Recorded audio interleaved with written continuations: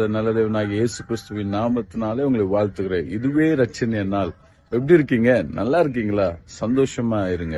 எப்பொழுதுமே சந்தோஷமா இருங்க. இன்னைக்கு கர்த்தருடைய வசனத்தை ஒன்றை உங்களுக்கு முன்பாக கொண்டு வர விரும்புகிறேன். நீதிமொழிகள் 23:18 வசனம் சொல்லுகிறது. இந்த வசனம் என்னன்னா, நிச்சயமாகவே முடிவுண்டு உன் நம்பிக்கை வீண் போகாது. ஆமாங்க, ஒருவேளை திருமணம் ஆகலை என்று கவலைப்படுறீங்களா? குழந்தை பிறக்கலன்னு கவலைப்படுறீங்களா? இல்ல வீடு கட்ட முடியல கவலைப்படுறீங்களா? இல்ல வேலை இல்லைன்னு கவலைப்படுறீங்களா?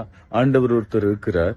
அவர் மீது உங்க நம்பிக்கை இருக்குமானால் இந்த காலை நேரத்துல நான் சொல்லுகிறேன், உங்கள் விசுவாசத்தை துவங்குகிறவர், அந்த விசுவாசத்தை வளர்க்கிறவர் ஆண்டவராகிய இயேசு கிறிஸ்து ஒருவர் இருக்கிறார். அவரை நீங்கள் நம்பும்போது அவர் உங்கள் வாழ்க்கையில பெரிய காரியங்களை செய்ய போகிறார்.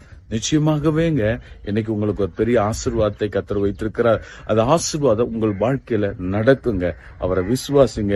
இந்த நாள் உங்களுக்கு இனிய நாளாய் இருக்கும்.